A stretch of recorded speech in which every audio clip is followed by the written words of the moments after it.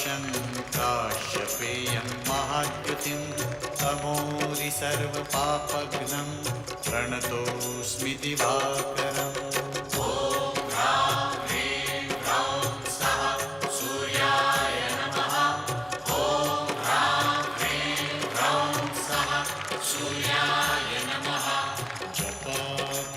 संकाशं काश्यपेयं महाद्युतिं तमोरि सर्वपापघ्नं प्रणतोऽस्मि दिवाकरम्।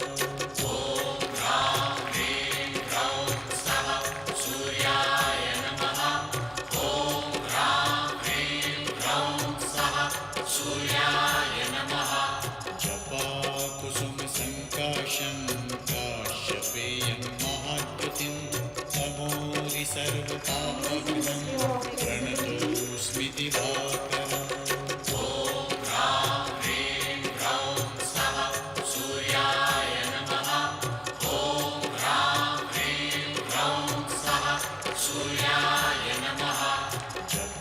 जपाकुसुमसङ्काशं काश्यपेयं महाद्युतिं तमोरि सर्वपापघ्नं प्रणतोऽस्मि दिवाकरम्।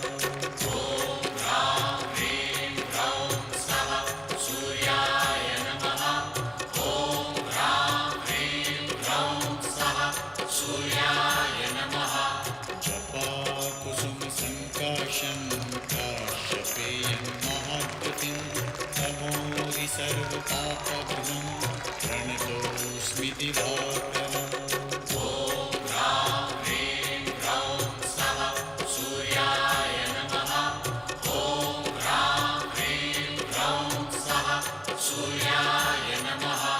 जपाकुसुमसङ्काशं काश्यपेयं महाद्युतिं तमोरि सर्वपापघ्नं प्रणतोऽस्मि दिवाकरम्।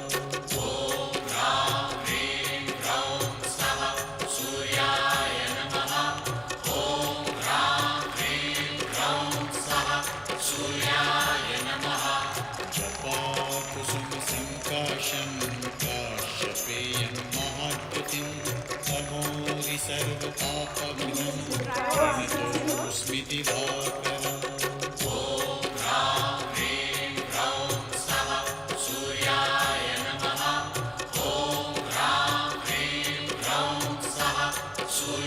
काश्यपेयं महाद्युतिं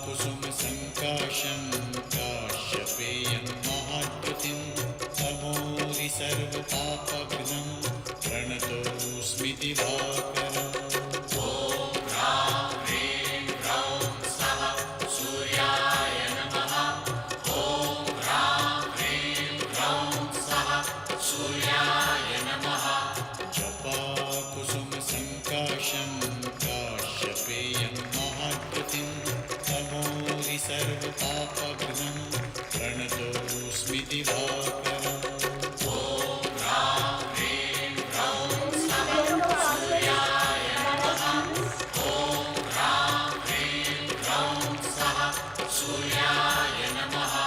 जपाकुसुमसङ्काशं काश्यपेयं महाद्युतिं तमोरि सर्वपापघ्नं प्रणतोऽस्मि दिवाकरम्।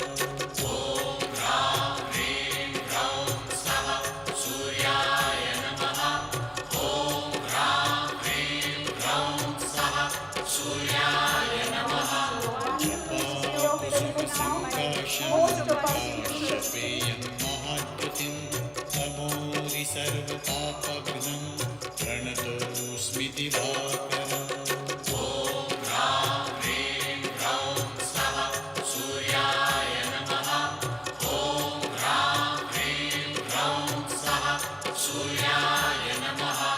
जपाकुसुमसङ्काशं काश्यपेयं महाद्युतिं तमोरि सर्वपापघ्नं प्रणतोऽस्मि दिवाकरम्।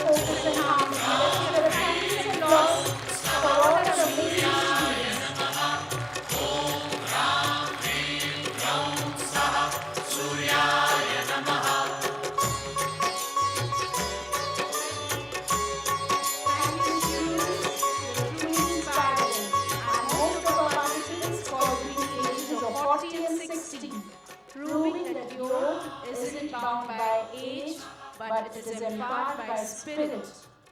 Yoga is indeed for everyone. As we draw this inspiring evening to a close, सबसे पहले हम ईश्वर का धन्यवाद करते हैं जिनकी कृपा और आशीर्वाद से आज का यह कार्यक्रम सफलतापूर्वक संपन्न हुआ. A sincere thank you to our chief guests and special guests for gracing us with your presence. To our students, your dedication and spirit truly lit up the stage. To our teachers, volunteers and support team, your behind-the-scenes efforts made everything run smoothly. A special thanks to our teachers, I would like to name them: Christine ma'am, Geeta Naik ma'am, Geeta Ram Gopal ma'am, Indrani ma'am, Swarupa ma'am, Neelam ma'am, Kanchan and Mani ma'am, Geeta Bharadwaj and Amika ma'am, Kalyani, Palak, Preeti and Bharti ma'am. Thank you very much. To our audience, thank you for your warmth, energy and encouragement. And before we end, not to forget a special thanks to our center head, Kshitija ma'am. Ma'am, can I have you up on stage here, please?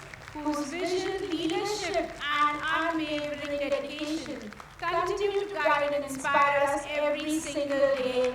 And I would like to say she is my inspiration too. Let us carry forward the light of yoga in our lives with balance, strength and inner peace.